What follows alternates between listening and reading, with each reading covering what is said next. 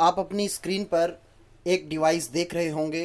कुछ लोग इस डिवाइस के बारे में जानते हैं और जो नहीं जानते हैं वो पूरा वीडियो देखिए। आज बहुत इंटरेस्टिंग होने वाला है। मैं इस पूरी डिवाइस को आपके सामने ओपन करने वाला हूं और इसके एक एक पार्ट के बारे में आपको बताने वाला हूं। तो देखिए, सबसे पहले इसे मैं ओपन कर रहा हूं।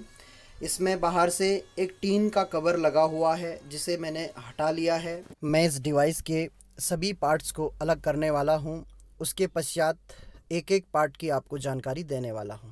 तो आइए, सबसे पहले ये देखिए, ये इंसुलेटेड कॉपर वायर है जिसे ऊपर से छिला गया है। ये देखिए, काफ़ी मोटी ये वायर है जो कि पूरी की पूरी इंसुलेटेड है। उसके बाद ये जो रेक्टेंगुलर शेप है, यह अलग अलग सॉफ्ट आयरन कोर, जिसको हम नर्म लोहा कहते हैं, उसकी प्लेटों से आपस में जोड़कर बनाया जाता है। अब देखिए, इन प्लेट्स को मैं अलग कर रहा हूँ। ये जो प्लेट है ये रेक्टेंगुलर साइज़ की है और बहुत छोटी है। इन प्लेट्स को भी आपस में इस तरीके से जोड़ा जाता है कि ये एक दूसरे से कंडक्शन ना करे, यानी कि ये भी इंसुलेटेड होती हैं। तो ये सारी प्लेट्स मैं एक एक करके हटाऊंगा। उसके बाद देखिए, इनके बीच में आपको गैप दिख रहा होगा, यानी कि कुछ ये रेक्टेंगुलर शेप की प्लेट्स हैं, ये लगभग मैंने सारी हटा ली हैं। अब जो प्लेट्स हैं वो दूसरे टाइप की हैं, उन्हें भी मैं हटाने वाला हूँ। प्लेट्स काफ़ी मजबूती के साथ लगभग पूरी डिवाइस पर लगी हुई हैं। तो प्लास की सहायता से मैंने ये प्लेट बाहर निकाली।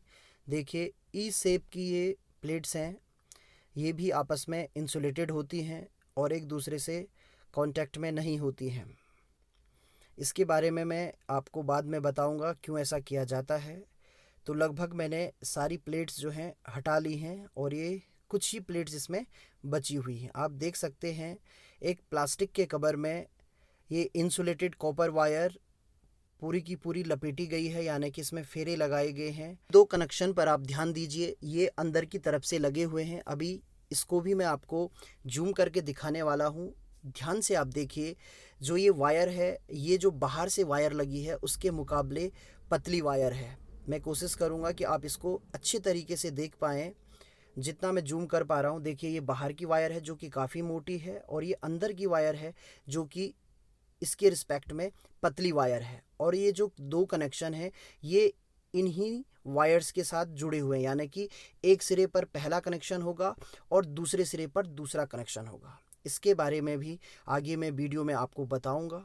लगभग ये पूरी डिवाइस मैंने खोल के आपको दिखा दी है। कॉपर वायर मैंने यहाँ पे ओपन नहीं किए हैं और मैं दोबारा से इस डिवाइस को अब जोड़ रहा हूँ। यानी कि अगर आपके पास ये तमाम सामान उपलब्ध हैं तो आप अपने आप भी इस डिवाइस को बना सकते हैं। देखिए, बाद में इसे टाइट करने के लिए मुझे हथौड़ी की सहायता लेनी पड़ रही है ताकि यह मजबूत हो जाए। तो जो ई शेप्ड की प्लेट्स थी उनको लगभग मैंने फिट कर दिया है, ये पूर्ण हो चुकी हैं। अब मैं जो रेक्टेंगुलर की छोटी छोटी प्लेट्स थी उन प्लेट्स को इसके बीच में रख रहा हूँ। इस प्लेट को सॉफ्ट आयरन कोर के एक ही भाग से नहीं बनाया जाता है, बल्कि अलग अलग प्लेट्स के मिलाने के बाद बनाया जाता है। इसके पीछे कारण यह होता है कि जब एक ही प्लेट हम लेते हैं तो उसमें हीटिंग होती है और वह बहुत ज़्यादा गर्म हो जाती है। यहाँ पर अलग अलग प्लेट इसलिए ली जाती हैं ताकि उनको इंसुलेटेड किया जा सके, और जब हम उनको इंसुलेटेड करके रखते हैं तो वो एक दूसरे के कांटेक्ट में नहीं आती हैं, जिसके कारण उनमें कोई भी करंट फ्लो नहीं होता है। आगे आने वाले वीडियोस में हम एडी करंट के बारे में पढ़ेंगे, जिसे हम भंवर धाराएं कहते हैं। तो उसमें इसके बारे में विस्तृत रूप में मैं आपको बताने वाला हूं। तो देखिए, मैंने लगभग पूरी डिवाइस को दोबारा जोड़ दिया है। ये 3 कनेक्शन आप देखिए, और वो 2 कनेक्शन अंदर वाली जो पतली वायर थी उसके साथ लगे हुए थे। लास्ट में जो टीन का बॉक्स है उसे भी मैं इसके साथ जोड़ रहा हूँ। तो कहीं ना कहीं यदि आपके पास ये सारी सामग्री उपलब्ध है तो आप इस डिवाइस को अपने घर पर भी बना सकते हैं। तो इस डिवाइस का नाम था ट्रांसफॉर्मर, जिसको कि हमने पहले ओपन किया और उसके बाद फिर से जोड़ दिया है। ट्रांसफॉर्मर का सिद्धांत क्या है, यह कैसे कार्य करता है और इसके यूजेस क्या हैं, इसके बारे में हम अब विस्तृत अध्ययन करने वाले हैं। तो आइए ट्रांसफॉर्मर का अध्ययन करते हैं।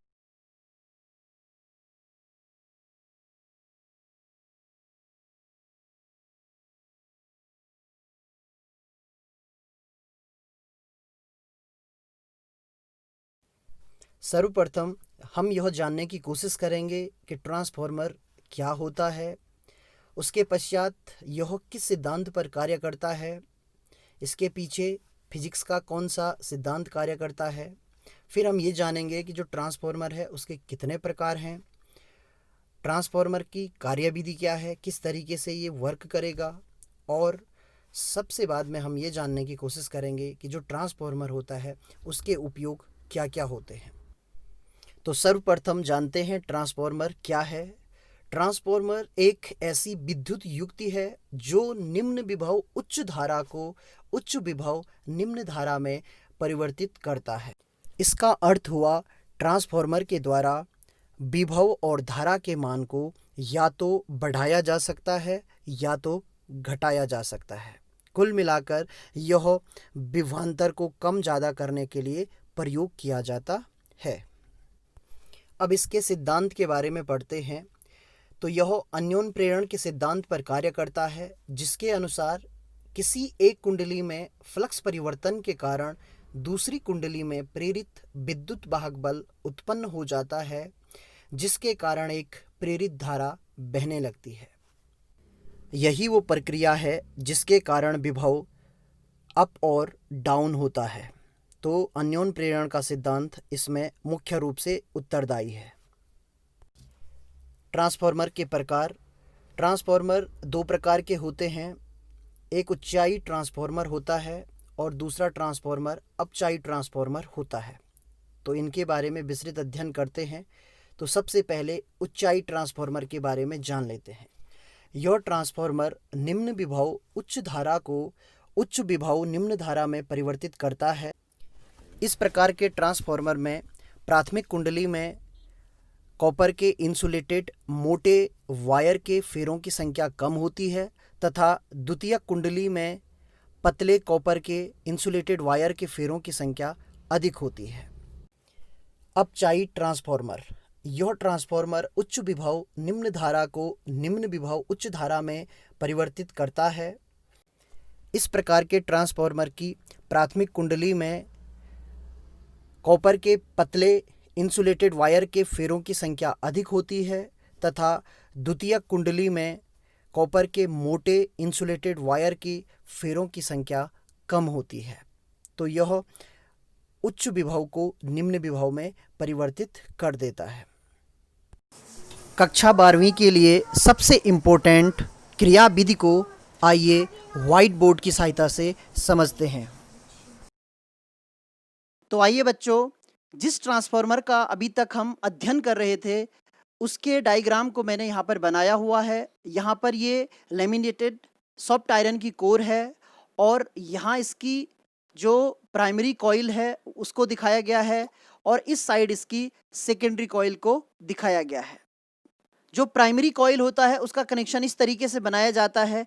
जैसे ही हम यहाँ से कॉपर की वायर इस पर लपेटना स्टार्ट करेंगे तो एक कनेक्शन वहाँ से बना लिया जाता है और फिर हम उसमें फेरे लगाते जाएंगे और जब भी फेरे एंड हो जाएंगे उसके बाद उसका दूसरा कनेक्शन बनाया जाता है। वो दो तार होते हैं जिन्हें हम अपने मेन एसी सोर्स से कनेक्ट कर देते हैं, यानी कि यह प्रत्यावर्ती धारा पर कनेक्ट किया जाता है।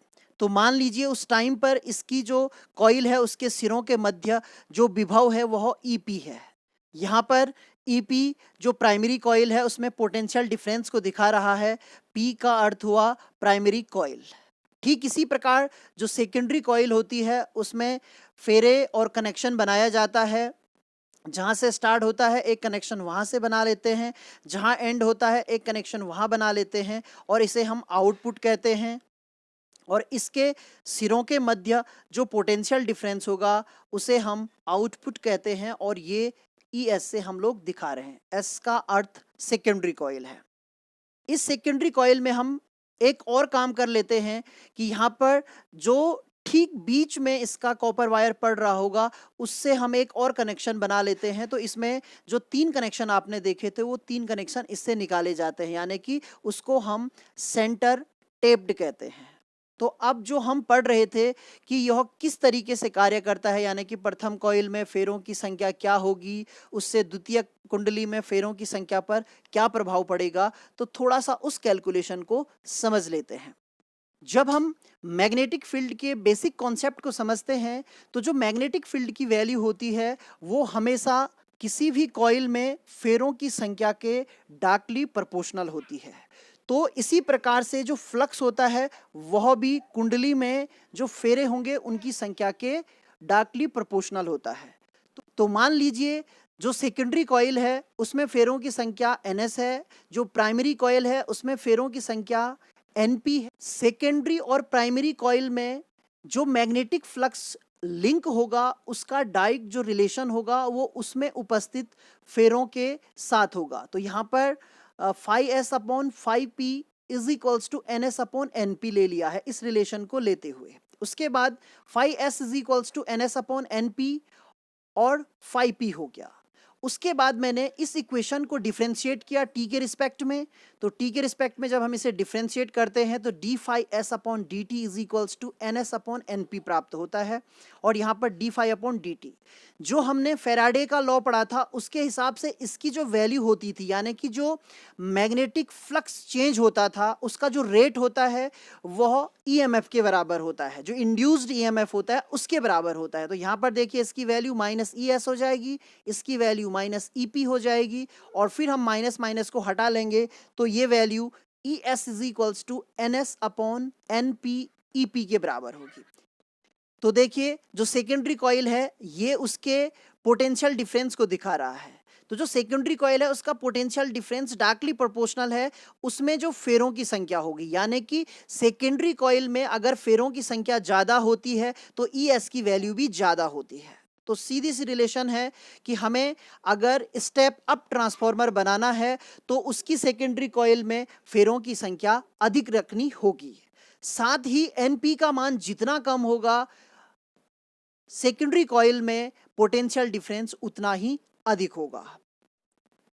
ठीक इसी प्रकार स्टेप डाउन ट्रांसफॉर्मर की बात करें तो देखिए स्टेप डाउन ट्रांसफॉर्मर में जो एनएस है यानी कि सेकेंडरी कॉइल में फेरों की संख्या इसके इन्वर्सली प्रोपोर्शनल है। तो यदि यह संख्या कम होती है तो ईपी का मान अधिक होगा। तो इसीलिए जब हम स्टेप डाउन ट्रांसफॉर्मर बनाते हैं तो सेकेंडरी कॉइल में थिक कॉपर वायर यूज करते हैं और फेरों की संख्या कम लेते हैं और प्राइमरी कॉइल में फेरों की संख्या अधिक ली जाती है। तो इस प्रकार से हम समझ चुके हैं कि जो प्राइमरी और सेकेंडरी कॉइल है उसमें फेरों की संख्या बढ़ाने या घटाने से हम स्टेप अप और स्टेप डाउन ट्रांसफॉर्मर बना सकते हैं। इसी तरीके से करंट के रिलेशन को समझते हैं तो जो पावर होती है power in secondary coil is equals to power in primary coil, यानी कि जितनी पावर प्राइमरी कॉइल को मिलेगी ठीक उतनी ही पावर का कंजप्शन सेकेंड कॉइल में होगा, यानी कि पावर का जो कंजप्शन है वो दोनों कॉइल में बराबर रहने वाला है। तो इससे ये रिलेशन बनेगा E S I S is equals to E P I P और यहाँ से हम इसे सॉल्व करें तो E S upon E P is equals to I P upon I S. अगर आप इस रिलेशन से देखें तो E S is inversely proportional to I S. इसका अर्थ ये हुआ कि यदि ई एस का मान अधिक होता है तो आई एस का मान कम होगा। इसीलिए हमने कहा निम्न विभव उच्च धारा या उच्च विभव निम्न धारा। तो ये रिलेशन आपको समझ में आ गया होगा क्योंकि ये इन्वर्स रिलेशन है। तो यदि वोल्टेज अधिक होता है तो उसके साथ धारा का मान कम होता है या वोल्टेज कम होता है तो उसके साथ धारा का मान अधिक होता है। ट्रांसफॉर्मर का उपयोग केवल प्रत्यावर्ती धारा में ही किया जा सकता है, इसको हम लोग डीसी करंट पर प्रयोग नहीं कर सकते हैं। इसके पीछे कारण ये है कि जो डीसी करंट होता है वो सदैव एक जैसा ही होता है, लेकिन ट्रांसफॉर्मर अन्योन प्रेरण के सिद्धांत पर कार्य करता है और अन्योन प्रेरण के सिद्धांत के लिए यह आवश्यक है कि जो धारा प्राथमिक या द्वितीय कुंडली में फ्लो करे उसके मान में लगातार परिवर्तन होना चाहिए।